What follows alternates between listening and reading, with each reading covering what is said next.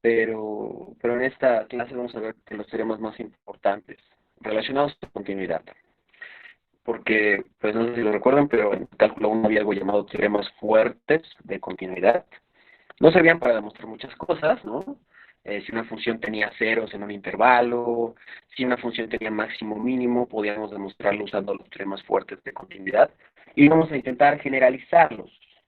Eh, entonces, ¿qué les parece si empezamos recordando un poco cuáles fueron los dos teoremas que principalmente estudiaron en cálculo 1? El primer teorema es el teorema del valor intermedio, que voy a llamar TDI, y el segundo es el teorema del valor extremo, que voy a llamar TDE. Si no se acuerdan qué eran o de qué trataban, no se preocupen, en unos momentos los voy a enunciar, pero pues estos son los teoremas que hoy queremos generalizar a varias dimensiones. Entonces, ¿qué les parece si empezamos enunciando el TDI, el teorema del valor intermedio? No confundir con el teorema del valor medio. El teorema del valor medio, con M, es un teorema de derivada y lo veremos la siguiente semana. Ahorita vamos a ver el teorema del valor intermedio y este teorema del valor intermedio con I es de continuidad. Entonces, lo que nos dice este teorema para R, para funciones de R a R, es lo siguiente. Si yo tengo una función que está en un cierto intervalo y cuyo codominio es R, esto básicamente es una función R a R, y además esa función resulta ser continua, que no sé si recuerdan Marco, así abreviaba continua, con cont, y además me tomo dos puntos, x1 y x2 en I, o sea, están en el intervalo, en el dominio de la función, y esos puntos cumplen que f de x1 es menor que f de x2, esa es la condición, la hipótesis, las hipótesis. Entonces, lo que nos dice el teorema del valor intermedio es que si me agarro un número real en medio de f de x1 y f de x2, perdón, aquí me salió fea la desigualdad, f de x1 menor que f de x2. Ok, voy a hacer todo esto un poquito más chiquito para que quepa todo y no tenga que estar cambiando de página. Entonces lo seleccionamos, lo hacemos chiquito, ahí se ve. Entonces, si pasa esta desigualdad, entonces existe un cierto x en el dominio, que es un intervalo, tal que f de x es igual a c. Entonces vamos a enunciarlo todo. Sea f una función definida en un intervalo, es una función de R a R, continua, y me voy a tomar dos puntos en el intervalo y tal que f de x1 sea menor que f de x2. Si c es un número real en medio de f de x1 y f de x2, entonces existe un cierto valor x en el intervalo, tal que f de x es igual a c. Y así es como se enuncia el teorema del valor intermedio para funciones de R en R. Vamos a ver qué es lo que nos dice geométricamente, porque pues así abstractamente como que no le podemos cachar tan rápido en la onda. Fíjense, geométricamente lo que nos dice este teorema es que pues yo voy a tener mi gráfica de la función. Supongan que tengo un punto aquí, esto va a ser f de x1, supongan que tengo otro punto acá, esto va a ser f de x2, entonces voy a unirla, y como la función es continua, pues la función la puedo dibujar sin separar el lápiz del papel, ¿verdad? Entonces voy a dibujar la función continua más o menos así, es más o menos mi función continua, y me voy a tomar un valor c en medio, lo voy a pintar de verde, me voy a tomar este valor c en medio de f de x1 y de f de x2, que está aquí arribita. Y entonces el tema del valor intermedio me dice que como la función es continua, como no la puedo separar, como no está hecha a pedazos, entonces voy a poder encontrar una intersección entre esta recta vertical y la función, ¿no? De hecho, esta recta vertical, la coordenada x de este punto de intersección es el x que me dice, ¿no? Existe x en el dominio, ¿no? El dominio es más o menos esta cosita de aquí. Entonces, eso es lo que nos dice el teorema del valor intermedio. Si tú tienes una función continua en un intervalo y revisas te tomas uno de los valores C en medio del dos extremos de ese intervalo, entonces sucede que existe un cierto X tal que f de X es igual a SC, ¿no? Aquí va a estar f de X y va a ser igual a C. Eso es lo que nos dice geométricamente el teorema del valor intermedio. Por eso se llama intermedio, porque es un valor que está pues en medio de f de x1 y f de x2. Entonces, espero que hayan recordado qué es lo que nos dice el teorema del valor intermedio. Vamos a generalizarlo en unos momentos, pero antes vamos a repasar qué es lo que nos decía el teorema del valor extremo. ¿Okay? Entonces, vamos a enunciarlo de nuevo para funciones reales. Y bueno, el teorema del valor extremo va más o menos así. De nuevo, me tomo una función definida en un intervalo I, ¿no? Esta función es de R a R, y voy a tomar que I sea un intervalo cerrado y acotado. Eso era importante. Cerrado y acotado. Claro, porque las funciones, acuérdense, pueden tener como dominio a todo R, ¿no? O como dominio de 0 a infinito. Entonces, este teorema no se vale para ese tipo de funciones, se vale para funciones que tienen dominio cerrado y acotado, ¿ok?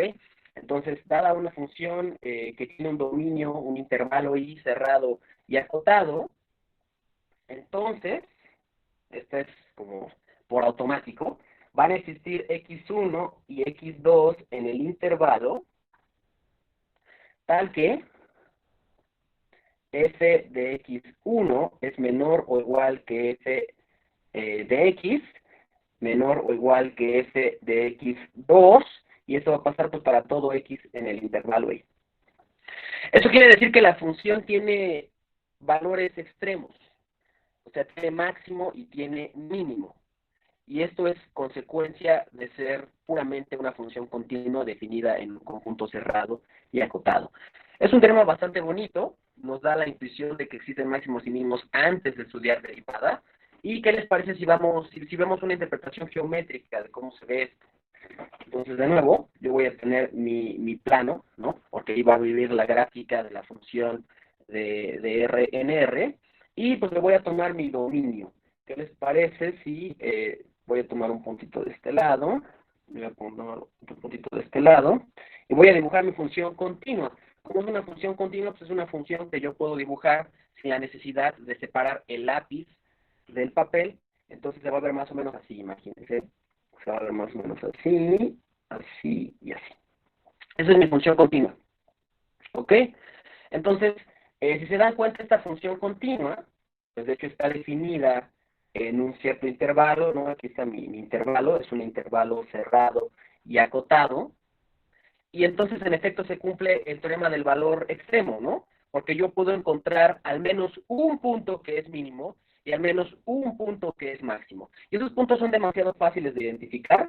Vamos a poner el mínimo de color verdecito, por acá está el mínimo, entonces aquí va a estar x1, este de aquí va a ser mi mínimo, y el máximo, ¿qué les parece si lo ponemos en color azul? Aquí va a haber varios máximos, pero el teorema del valor extremo me dice que al menos existe un máximo. No me dice cuántos máximos hay, me dice al menos hay uno, pero puede haber más, obviamente. Este de aquí le doy más cara de máximo, entonces vamos a tomarlo. Aquí está mi x2, ¿ok? Entonces existen x1 y x2, tal que todos los valores de la función, todos los posibles valores que pueda tomar la función, están encerrados entre esos dos valores. Esto lo puede imaginar como que si yo aquí pinto f de x1 y de este lado pinto f de x2, entonces pues puedo poner unas rectitas, ¿no? Unas rectitas horizontales que me encierren a toda la función. ¿Ok? Entonces, eso es básicamente el teorema del valor extremo. Así es como se ve geométricamente.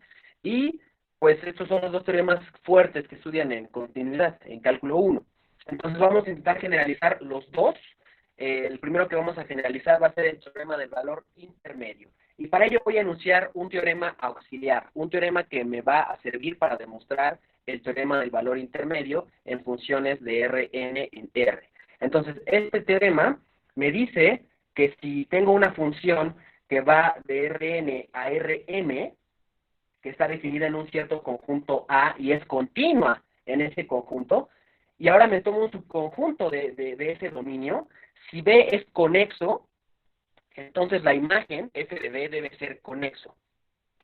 Y yo sé que a lo mejor ahorita ya se les olvidó que es conexo, pero acuérdense que conexo tiene que ver con conexidad, con conectar. O sea, lo que me dice la conexidad es si el conjunto está en un solo pedazo o si está en partes.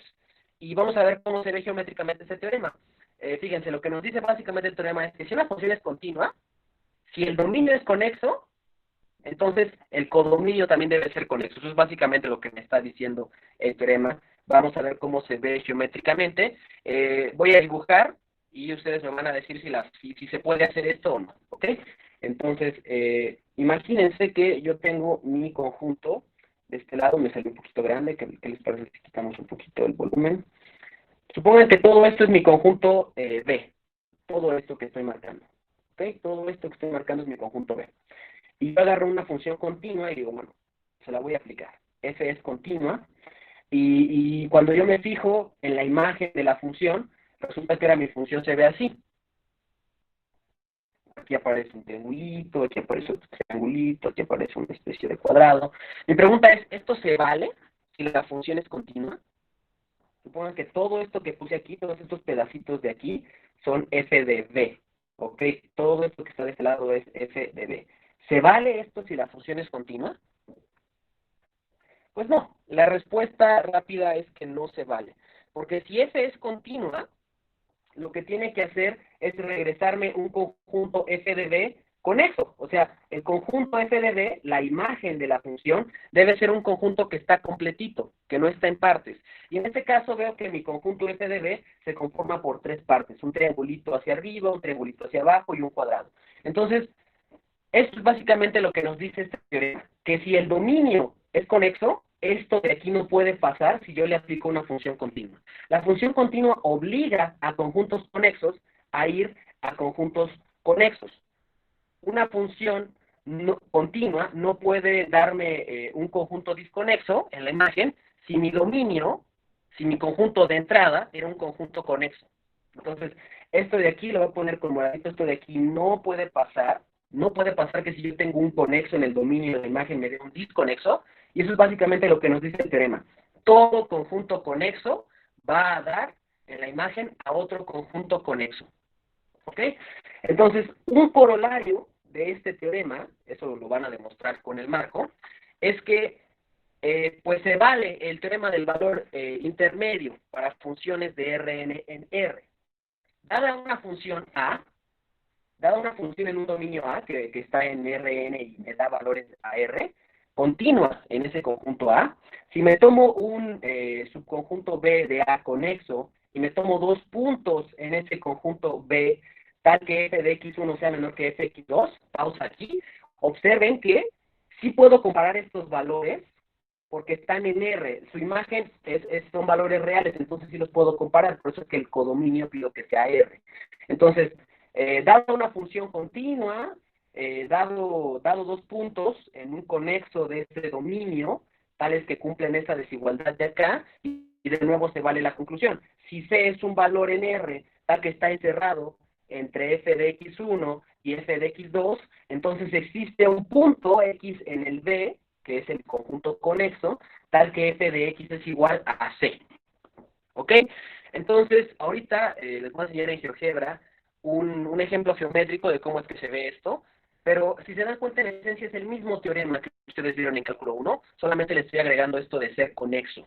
¿Por qué le agrego esto de ser conexo? Pues porque los intervalos en general son conjuntos conexos, son conjuntos que están dados en una sola pieza, y cuando subimos la dimensión del dominio, entonces el conjunto ya puede estar en varias piezas, por eso tengo que pedirle como hipótesis que el conjunto sea siempre conexo.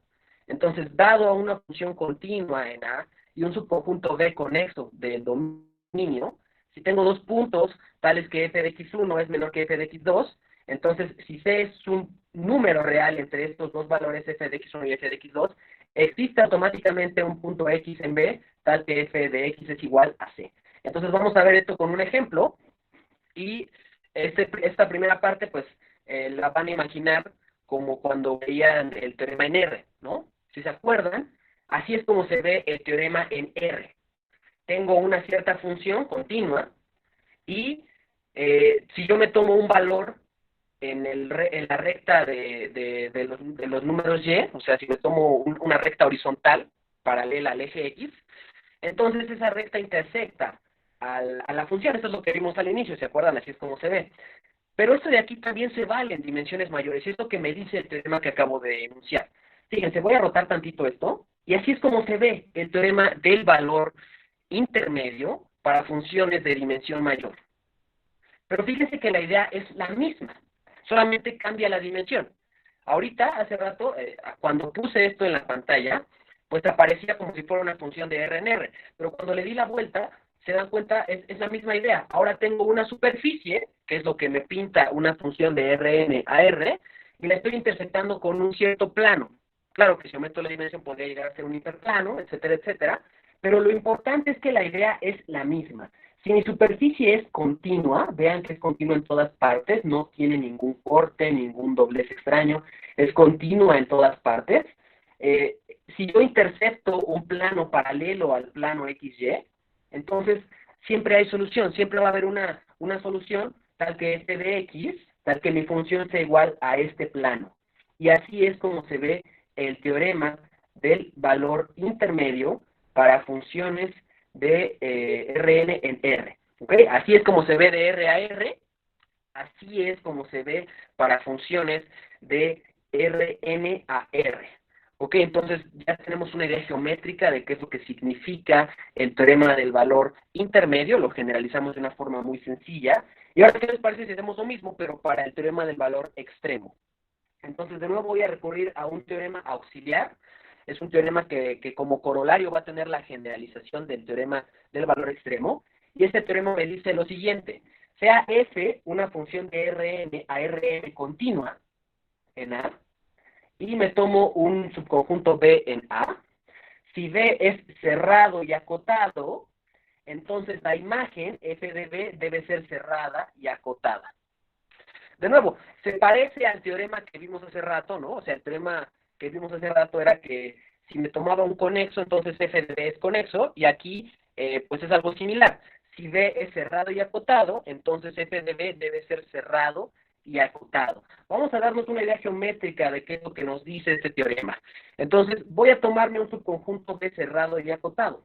Digamos que me voy a tomar esta cosa. Esta cosa es cerrada y acotada. Es cerrada porque contiene a su frontera, le estoy marcando toda la frontera, y es acotado pues porque es una especie de bola, ¿no? Yo lo puedo encerrar con una bola más grande, entonces esto es un conjunto cerrado y acotado. Supongan que yo aplico una cierta función f continua. Mi pregunta es, ¿será que la imagen de la función se puede ver de esta forma? Supongan que me da de regreso esta imagen de la función. Todo eso es un conjunto que está abierto, es como si me tomara el plano superior del plano XY. Imagínense que me da todo esto de regreso. ¿Se valdrá eso si f es continua? Pues no, la respuesta es que no se vale, y pues la respuesta es justo esta idea, ¿no? Que si tengo un dominio cerrado y acotado, cuando yo evalúe f en ese dominio, pues también debe ser cerrado y acotado, y aquí me está dando un conjunto que a lo mejor es cerrado, que a lo mejor tiene a su frontera, observen esta parte de abajo, aquí esta línea, pero pues no es acotado, no lo puedo encerrar en una bola de un cierto radio, entonces no es acotado, por lo tanto esto de aquí es falso, no se vale, como bien nos dice en los comentarios Armando, no se vale. ¿Ok? Entonces, así es como se ve geométricamente el teorema. Si tengo B cerrado y acotado en el dominio, f de B debe ser cerrado y acotado. Y eso lo cumplen todas las funciones continuas. Un corolario de este teorema es que pues se vale el teorema del valor extremo para funciones de Rn en R. De nuevo, supongan que tengo una función de Rn a R con dominio A y que esa función es continua en A. Si me tomo un subconjunto B de A, tal que B no es vacío y es cerrado y acotado, entonces van a existir dos puntos, x1 y x2 en B, tal que se vale esta desigualdad. F de x1 es menor o igual que f de x, esto de aquí es menor o igual que f de x2. ¿Ok? Y eso obviamente se vale para todo x en el dominio, ¿verdad? En el dominio que es cerrado y acotado. De nuevo, observen que como el codominio es R, o sea, como esta función me está aventando valores reales, tiene sentido compararlos entre sí, tiene sentido hacer esta desigualdad, ¿ok? Por eso es que me tomo funciones de Rn a R. Y si se dan cuenta, la idea es la misma que en el teorema de valor extremo que vimos al inicio, que es para funciones de R a R. La idea es la misma. Como el intervalo, la mayoría de veces va a ser cerrado y acotado, o sea, de por sí un intervalo, pues, puede o no contener a sus extremos. Si los contiene, entonces decimos que es cerrado, ¿verdad? Y es acotado, pues cuando podemos encerrarlo en un intervalo más grande, ¿no? Es básicamente eso. Entonces, la idea es la misma, tomo un conjunto cerrado y acotado, entonces van a existir dos puntos que son el máximo y el mínimo de la función. Y ojo que me dice que existen, de nuevo existen al menos un mínimo y existe al menos un máximo. ¿Puede haber más? No lo sabemos. ¿Y qué les parece si ahora vemos geométricamente cómo es que se vería el teorema del valor extremo para funciones de Rn a R, nada más? Vamos a ver un ejemplo de función de R2 a R, un ejemplo bastante interesante que ya vimos la otra vez, pero ahorita nos vamos a centrar en demostrar, en justificar esta igualdad entre cerrado, perdón, el teorema del valor extremo en R y entre el teorema del valor extremo para funciones de Rn. No sé por qué no carga esta página.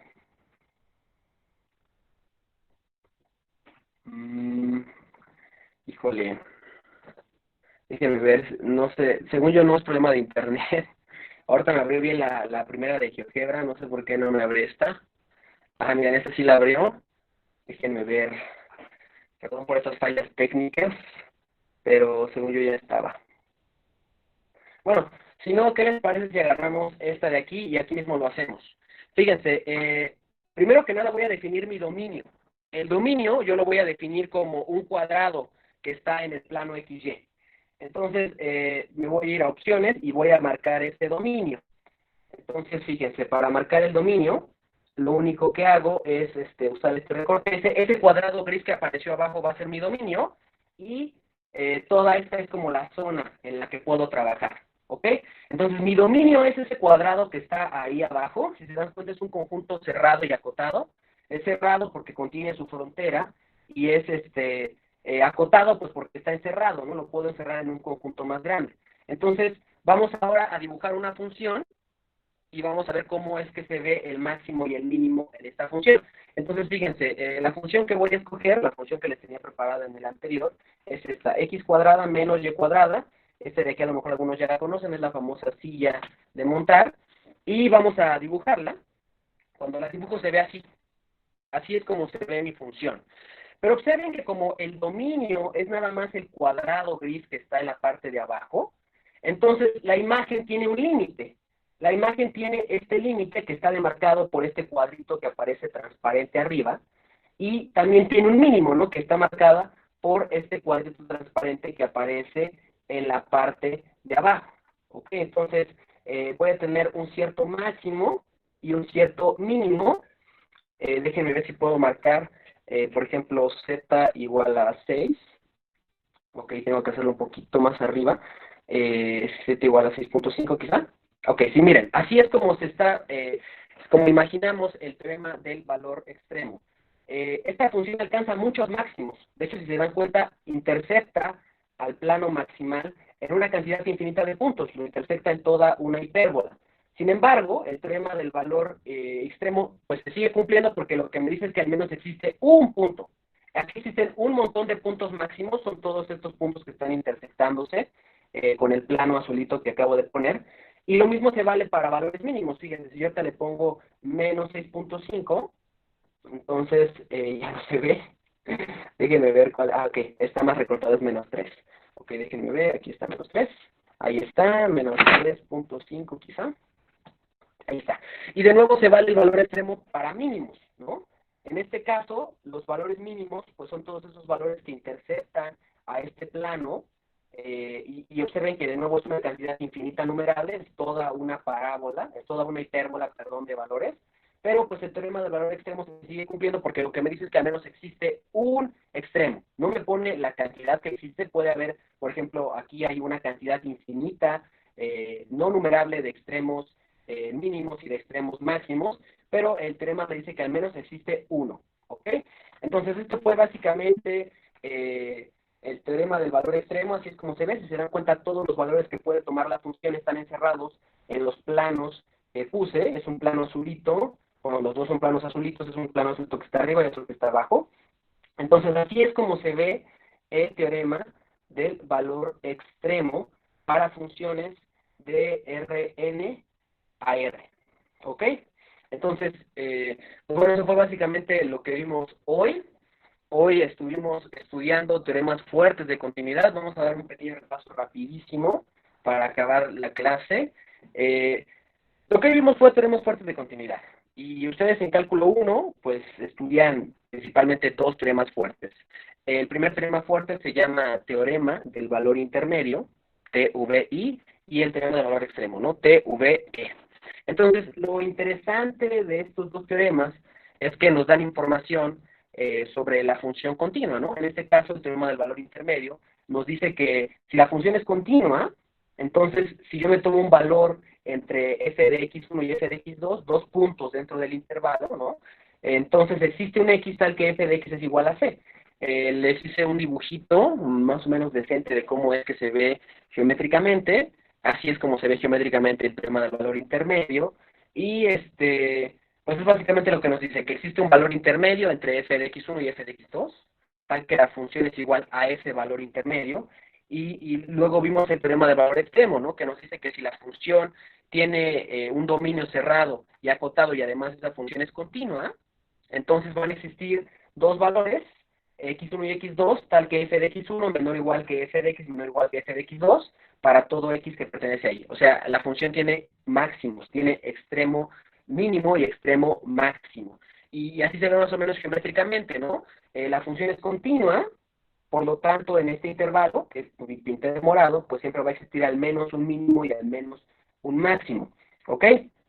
Es básicamente lo que nos dicen esos dos teoremas. Para generalizar el teorema del valor intermedio, usamos este teorema, ¿no? Que básicamente nos dice que si la función es continua, conjuntos conexos van a dar conjuntos conexos.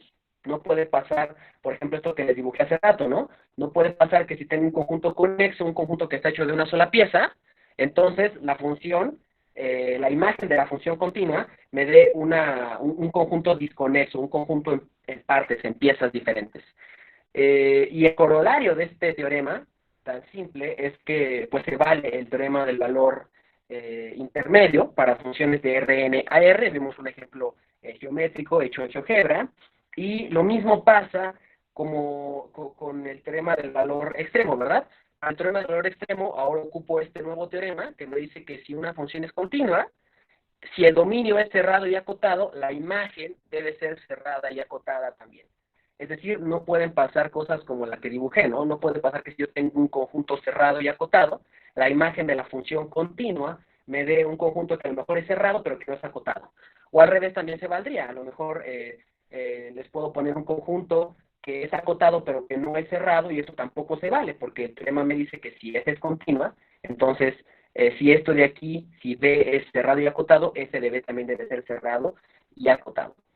Luego vimos esta cosita de acá, ¿no? Que es el corolario del teorema que acabamos de enunciar, y es el teorema del valor extremo para funciones pues de Rn a R. Y la idea es la misma. Si ahora yo tengo un dominio cerrado y acotado, entonces se vale que existen dos valores extremos. Al menos existen dos valores extremos.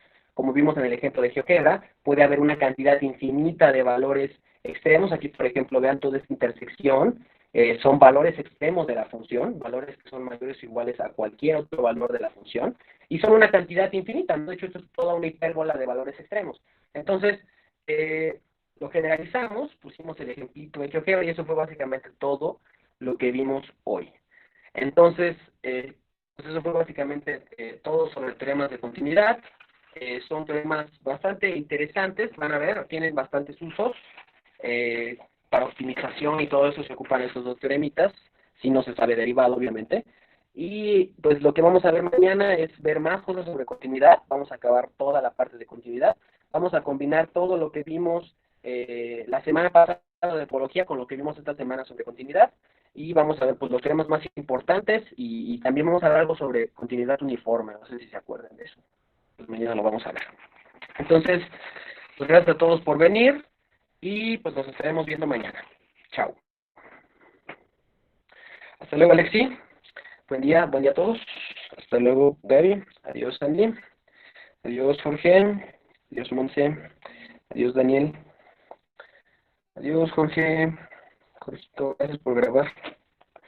Adiós, Luis.